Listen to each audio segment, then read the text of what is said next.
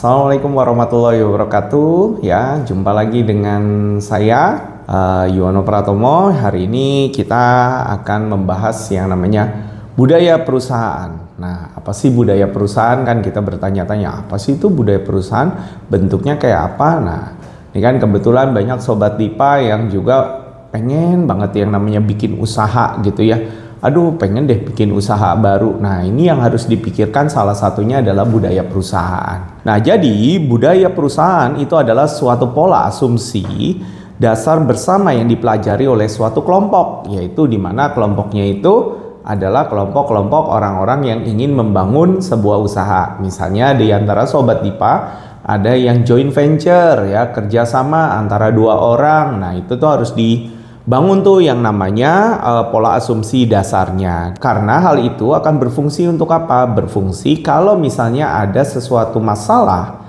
yang dimana pemecahannya itu bagaimana caranya sesuai. Karena ini terkait dengan yang namanya adaptasi secara eksternal maupun integrasi internal. Jadi adaptasi dengan lingkungan yang ada dan juga integrasi dengan tim kita yang ada di dalam perusahaan atau organisasi kita. Nah, itulah dari budaya perusahaan. Nah, kadang karena budaya perusahaan yang telah berjalan dengan baik itu dapat dianggap valid. Oleh karena itu, diajarkan kepada anggota baru sebagai cara yang tepat untuk memandang, memikirkan, dan merasakan terkait masalah-masalah semacam itu. Jadi gimana maksudnya?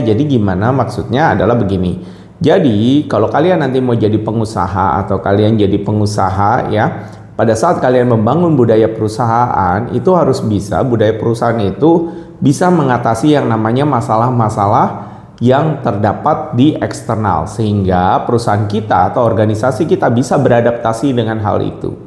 Dan juga bagaimana caranya ya di dalam perusahaan kita ada internal yang ada di dalam sana bisa terintegrasi dengan baik gitu ya. Nah, hal ini harus kita sosialisasikan atau kita berikan kepada para anggota baru yang nanti baru akan masuk ke dalam perusahaan kita atau organisasi kita. Ya. Nah, caranya gimana? Nah, caranya yang seperti sobat Dipa ketahui, yaitu apa? Caranya setiap kita jadi karyawan baru gitu ya. Kalau misalnya ada karyawan baru, ada yang namanya NEOP. NEOP itu singkatan dari New Employee Orientation Program gitu ya. Nah, di program NEOP itu salah satu yang akan diajarkan adalah tentang budaya perusahaan kita, alias budaya organisasinya seperti apa, termasuk di dalamnya ada yang namanya kode etik ya, Code of Business Conduct. Bagaimana caranya karyawan itu bisa berperilaku yang baik, yang tidak melanggar etika yang ada di perusahaan. Nah, jadi budaya perusahaan itu tampak namun memiliki pengaruh yang sangat besar pada nilai-nilai yang dianut oleh anggota seperti filosofi, asumsi dasar, dan mental model. Jadi budaya-budaya ini akhirnya itu bagaikan kayak filosofi di dalam sebuah perusahaan. Nah gitu ya. Jadi filosofinya perusahaan seperti apa, asumsi dasarnya seperti apa, dan bahkan mental modelnya seperti apa. Itulah makanya yang disebut budaya perusahaan itu unik. Dia masing-masing perusahaan memiliki budaya yang berbeda-beda. Sehingga keunikan masing-masing itu biasanya nanti yang akhirnya mengacu kepada kompetensi inti mereka. Gitu ya. Jadi budaya itu nanti bisa menghasilkan kompetensi inti. Karena apa? Karena unik. Filosofi-filosofi dan asumsi dasar serta mental model itu akan akhirnya mempengaruhi dari budaya itu sendiri gitu ya. Jadi karyawan yang berada di dalam perusahaan itu akan mengacu kepada budaya. Contoh apa ya?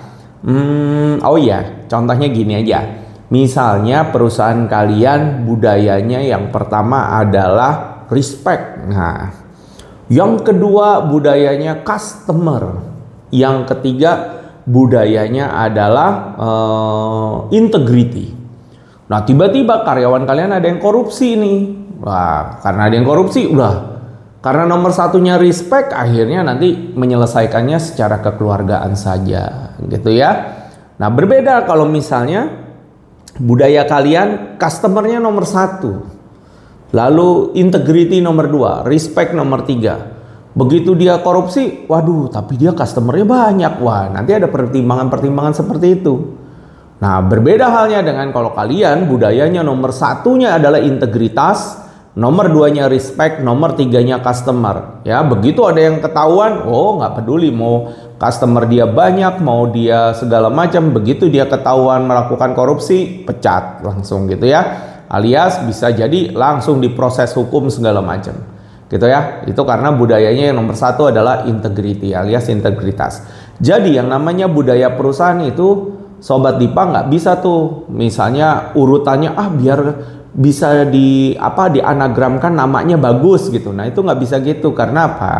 Karena yang namanya budaya nanti akan berhubungan dengan keputusan, ya, keputusan dari perusahaan tersebut atau organisasi tersebut terhadap masalah-masalah dari eksternal dan juga terhadap masalah-masalah yang berhubungan dengan integrasi atau internal dari perusahaan gitu ya.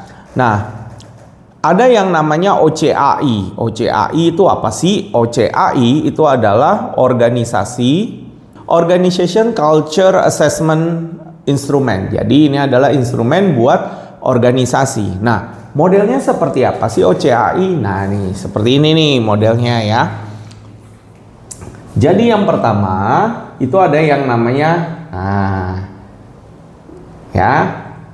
garis yang pertama itu disebut adalah garis fleksibilitas ya. Jadi garis dari flexibility dan juga garis dari stability. Jadi ini kita tulis saja flexibility gitu ya.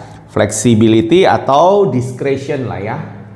And discretion. Nah, yang berikutnya adalah di sini stability,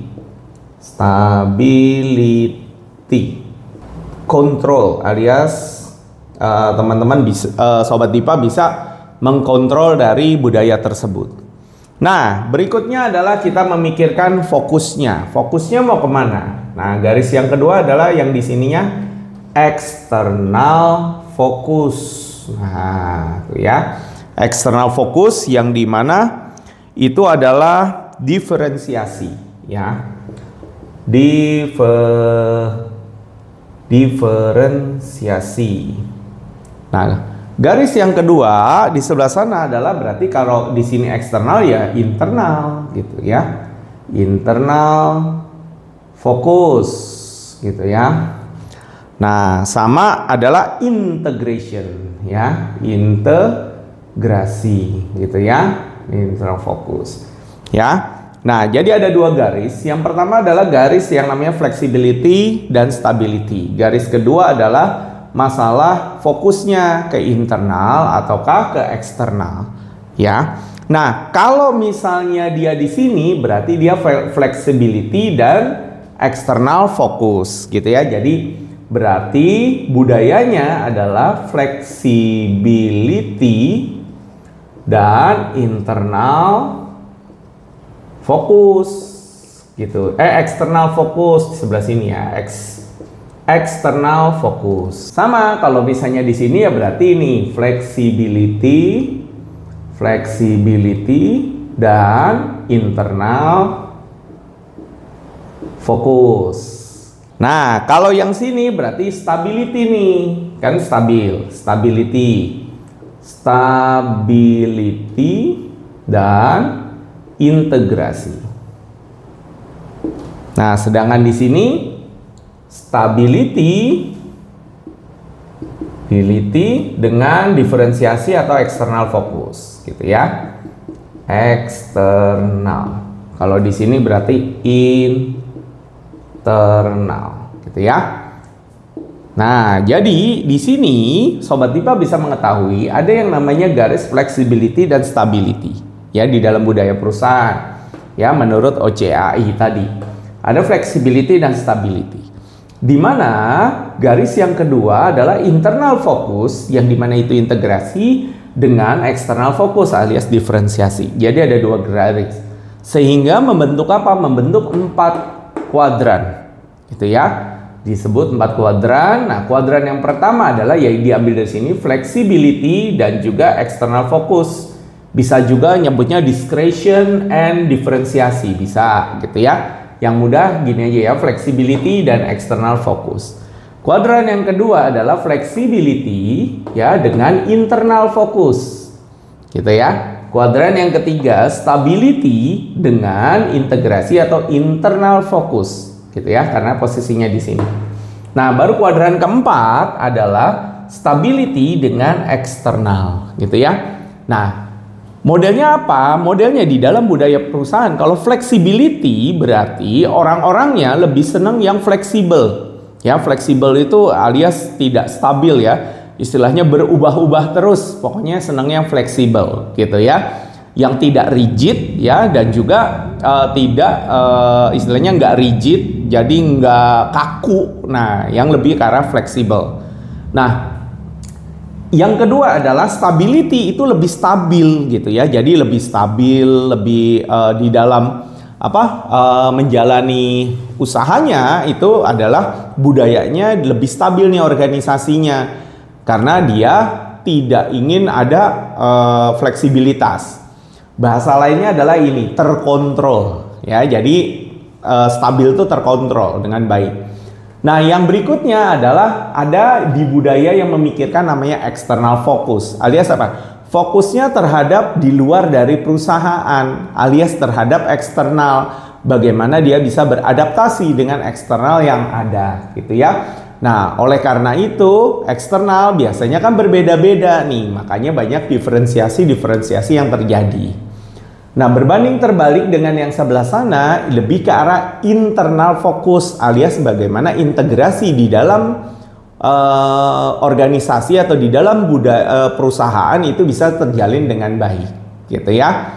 Nah, sekarang karena ini ada 4 kuadran, kita kasih nama aja nih kuadran 1, ini 2, ini 3, ini 4, gitu ya.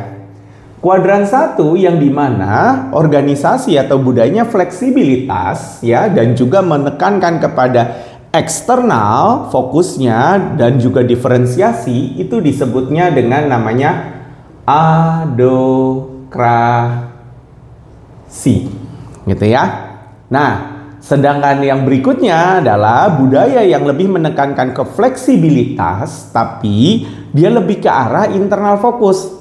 Budayanya sih fleksibel gitu ya. Organisasinya fleksibel, tapi dia lebih ke arah bagaimana integrasi atau internal fokus atau fokusnya ke dalam budaya, ke dalam perusahaan atau organisasinya itu. Nah, ini disebutnya dengan budaya klan ya.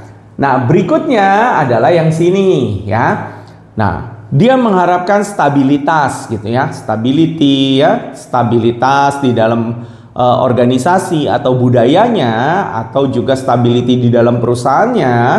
Nah, tapi dia masih berpikir terhadap internal gitu ya. Jadi fokusnya ke dalam internal atau integrasi yang terjadi di dalam perusahaan atau organisasi. Ini disebutnya dengan namanya hierarki. Ya, hierarki. Nah, berikutnya adalah yang ini. Ya, yang ini adalah bahwa di kuadran keempat adalah bagaimana perusahaannya menginginkan sudah stabil gitu ya, stabil, tapi dia berpikirnya adalah eksternal ya, karena eksternal itu kan istilahnya kayak permintaan dari customer apa segala macam gitu ya. Banyak yang diferensiasi. Akhirnya ini namanya adalah budaya market gitu ya. Jadi yang seperti kita ketahui ya, bahwa di sini ada kuadran 1 itu adalah adokrasi, di mana flexibility ya, fleksibilitas dipegang teguh, namun mereka masih concernnya ke external focus alias diferensiasi. Sedangkan kuadran kedua itu adalah klan, yang dimana tetap masih fleksibilitas, namun concernnya dia lebih ke arah internal fokus alias integrasi yang terjadi di dalam lingkungan dari perusahaan atau organisasi. Lalu yang ketiga itu adalah stability dan juga internal fokus, yaitu budaya hierarki, yang dimana mereka pengennya stabil tapi masih fokusnya ke dalam internal di dalam perusahaan dan organisasi. Dan kuadran yang keempat yang terakhir adalah market, yang dimana ya, lebih mengedepankan tentang stabilitas dari perusahaan dan organisasi, namun fokus dia sudah ke eksternal seperti kayak customer dan segala macam, ya. Nah, lalu adokrasi sendiri itu apa sih, kan gitu ya pertanyaan kita. Adokrasi itu apa sih gitu ya? Adokrasi itu adalah yang dimana budaya lebih mengedepankan tempat kerja yang dinamis, berjiwa wirausaha, ya, dan juga kreatif, ya. Para anggotanya berani mengambil resiko. Nah, pemimpin dipandang sebagai inovator atau pengambilan resiko. Arti kesuksesan adalah bagaimana memiliki produk atau layanan yang unik dan baru, gitu ya. Nah, orientasinya adalah create, bagaimana caranya membuat. Gaya kepemimpinannya lebih ke arah inovator, entrepreneur atau visioner nih orang-orang ini. Nah, nilai pendorongnya adalah hasil yang inovatif, transformasi, dan juga agility. Jadi, bagi para sobat Dipa yang baru bikin usaha, baru bikin perusahaan, baru bikin organisasi gitu ya, dari mulai usaha misalnya UMKM lah apa segala macam. Nah, budaya yang pertama kali dimasuki oleh para sobat Dipa adalah budaya ini, adokrasi. Karena apa? Adokrasi itu adalah bagaimana jiwa usaha dari sobat Dipa ini bisa ditularkan ke dalam perusahaan atau organisasi yang lagi sobat Dipa buat nih, ya, alias budaya adokrasi. Bagaimana caranya usaha dari para sobat Dipa ini survive gitu, ya. Bagaimana survive? Makanya kan harus meng-create ide-ide yang sebanyak mungkin, ya. Tadinya sobat Dipa pertama kali jualannya apa ya? Jualannya misalnya pisang coklat. Waduh, harus bikin create nih biar beda nih, biar unik nih kita. Oke, kita adain yang namanya pisang keju atau pisang kacang. Nah, itu kan sesuatu yang unik-unik. Nah, ya, jadi yang dimana akhirnya terpatri itu di customer bahwa wah ini unik nih gitu ya. Nah, bagaimana kita survive, adaptif terhadap lingkungan. Ini adalah budaya-budaya yang ada di dalam adokrasi gitu ya. Jadi ini permulaan dari para sobat Dipa yang pengen bikin usaha atau bikin perusahaan tuh, pertama pasti budayanya adokrasi. Dan ingat ya sobat Dipa, begitu sobat Dipa memutuskan untuk bikin usaha, kemungkinan besar sobat Dipa akan bekerja 24 jam 7 hari. Alias apa? Alias sobat Dipa nanti akan kurang tidurnya. Karena apa? Karena kan create, bagaimana caranya menginovasi agar usaha kita tidak bangkrut. Alias apa? Alias tetap survive, gitu ya. Nah, budaya yang kedua adalah seperti yang kita kenal tadi adalah klan, ya. Klan itu adalah tempat kerjanya bersahabat di mana anggota saling berbagi satu sama lain seperti layaknya sebuah keluarga, alias kekeluargaan lah gitu ya. Pemimpin dipandang sebagai mentor atau kepala keluarga, orang tua dan yang lainnya. Arti kesuksesan adalah peka terhadap pelanggan dan peduli terhadap anggota organisasi. Orientasinya lebih ke arah kolaboratif, ya. Kolaborasi antara internal dari perusahaan. Ingat, internal tuh. Klan kan masuknya internal fokus, ya. Jadi internal dari perusahaan. Nah, gaya kepemimpinannya lebih ke arah fasilitator dan mentor terhadap anak buahnya. Nilai-nilai pendorongnya lebih ke arah ke komitmen, komunikasi, dan juga efektivitasnya adalah pengembangan SDM. Jadi pengembangan SDM biasanya ada di budaya klan.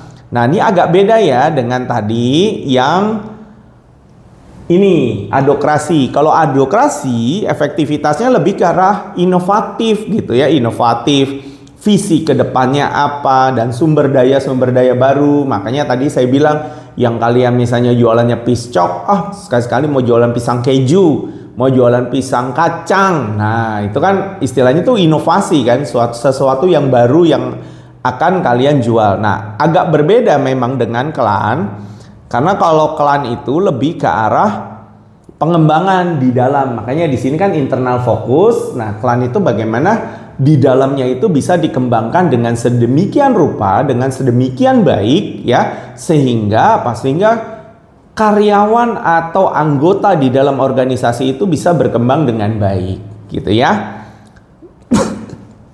Nah, berikutnya adalah hierarki ya. Nih, hierarki. Lebih ke arah internal fokus, tapi dia menuntut sebuah stabilitas atau stability.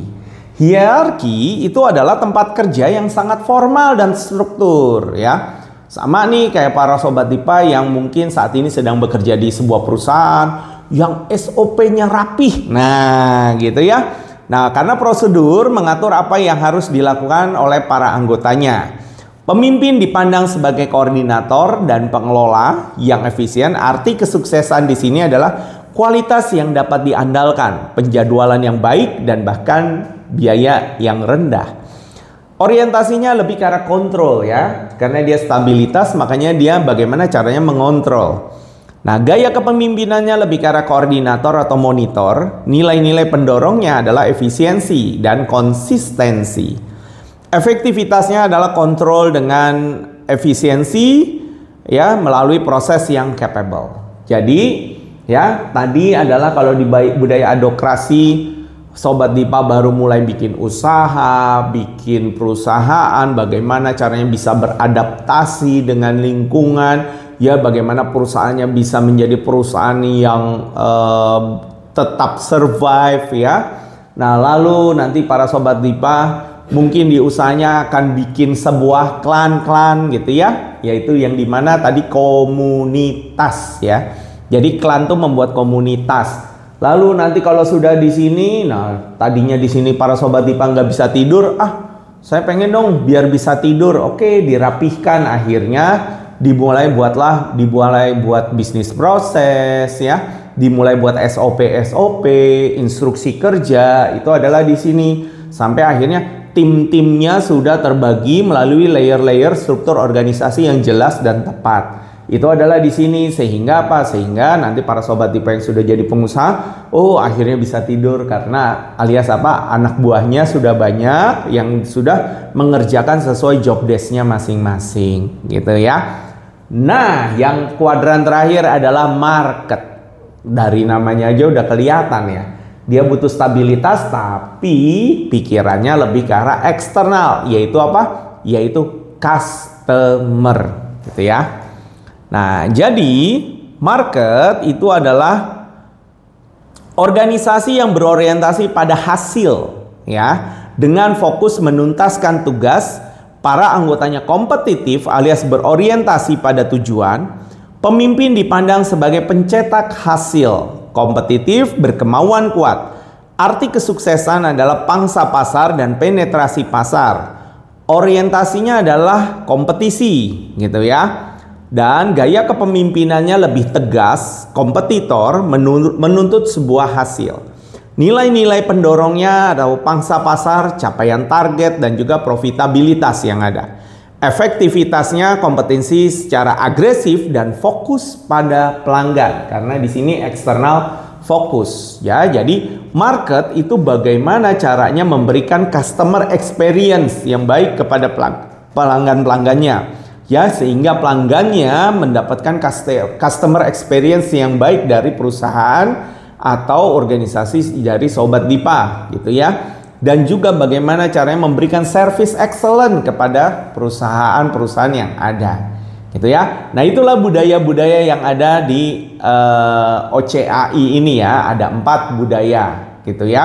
Nah, ingat para Sobat DIPA, ini pertama saya mohon maaf dulu ya kepada para startup yang akhirnya saat ini startupnya sudah tidak ada alias sudah bangkrut. Itu mungkin bisa dilihat dari budayanya yang dimana pada saat membuatnya agak sedikit salah, gitu ya. Karena apa? Karena biasanya sebagian besar dari startup langsung incernya yang ini, market, gitu ya. Yang dimana mereka menuntutnya hasil, gitu ya, bukan prosesnya tapi hasil, sehingga langsung kompetitif. Padahal di mana prosesnya di dalam dirinya belum kuat, gitu ya, belum kuat, belum hebat, gitu ya. Nah, jadi kalau Sobat DIPA dan juga dan teman-temannya mau bikin sebuah usaha atau mau bikin organisasi, mulailah selalu dari arah sini, adokrasi ya.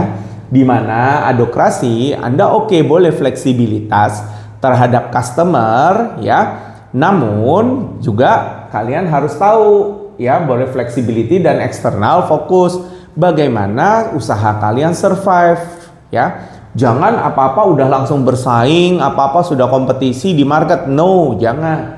Dimulailah dari sini ya. Alias apa? Alias para sobat Dipa mulai nih ya, menyusun bagaimana caranya berjualan. Contohnya jualan apa ya? Yang paling hits lah, misalnya mau buka kedai kopi aja ya.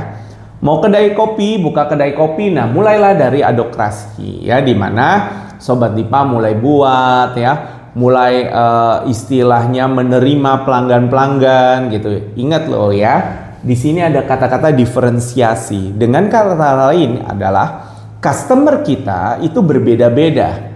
Ada customer kita yang mungkin dia orang-orang tua, ada customer kita yang mungkin bawa anaknya, ada yang customer kita mungkin anggota dari sebuah komunitas, jadi bermacam-macam.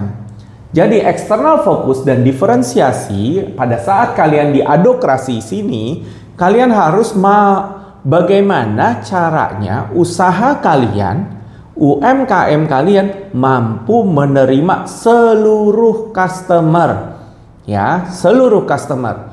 Jadi sehingga banyak customer-customer baru yang akhirnya datang kepada usaha kalian. Ya contohnya kalian mau buka kedai kopi.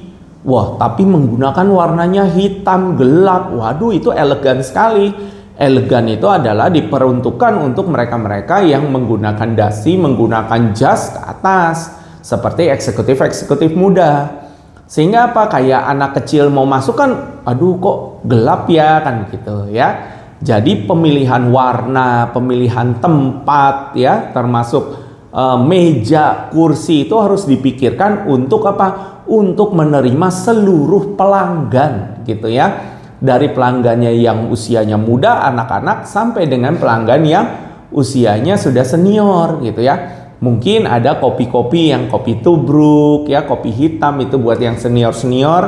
Nah, mungkin ada yang kopi-kopi fancy-fancy yang seperti sekarang buat anak remaja, dan mungkin bisa jual milkshake atau apa buat anak-anak kecil gitu ya. Jadi sehingga perusahaan kita pada saat di sini bisa survive gitu ya. Nah, setelah itu baru mulai masuk klan ya. Klan itu adalah bagaimana kedai kopi kita nih akhirnya menciptakan komunitas-komunitas yang ada, yang mencintai kedai kopi kita, yang kalau minum akhirnya senangnya ke kedai kopi kita. Nah, mungkin nanti akan ada hari di mana hari Sabtu buat komunitas pesepeda. Nah, akhirnya pada datang tuh komunitas-komunitas gitu ya. Ingat ya, jangan kebalik, jangan ini dulu baru ini. Karena saya terus terang aja pernah lihat sebuah kedai kopi yang bermain di klan dulu. Akhirnya apa? Akhirnya customer-customer barunya yang di sini itu enggan gitu loh masuk ke dalam kedai kopi kita tuh enggan. Sehingga apa? Sehingga kedai kopinya kasihan menurut saya. Kasihannya apa? Karena dia tidak ada pelanggan baru. Jadi yang ngopi di sana hanya komunitas tertentu, hanya orang-orang itu saja. Sehingga apa? Sehingga pelanggannya tidak bertambah. Tuh ya. Jadi mulailah dari sini dulu, yang dimana kita menerima seluruh pelanggan, ya, baru kita mulai menciptakan komunitas yang mencintai kita, gitu ya, mencintai kedai kopi kita. Baru kalau sudah usaha kita sudah jalan, sudah sukses, mulailah dirapihkan, ya, bikin hierarkinya, ya, terserah mau 2 layer, mau 3 layer, sehingga job desk-nya jelas, semuanya SOP-nya jelas. Sehingga apa? Sehingga siapapun yang mengerjakan pekerjaan tersebut selama mengikuti SOP rasanya sama, ya, hasilnya sama, segala macamnya sama.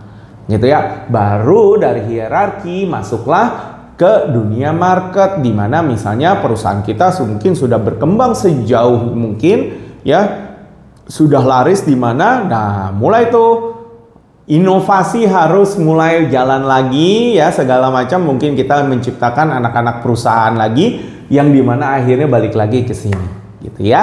Jadi para sobat Dipa ingat, budaya perusahaan mulailah dari adokrasi, baru klan, baru hierarki, baru yang terakhir adalah market. Jangan kebalik, karena kalau kebalik nanti akhirnya yang tadi saya ceritakan ada sebuah kedai kopi yang bermain di klan, tapi akhirnya apa? Tidak ada pelanggan baru yang datang. Oke, hari ini cukup sampai di sini dulu ya. Terima kasih atas kehadirannya para sobat TIPA. Sehat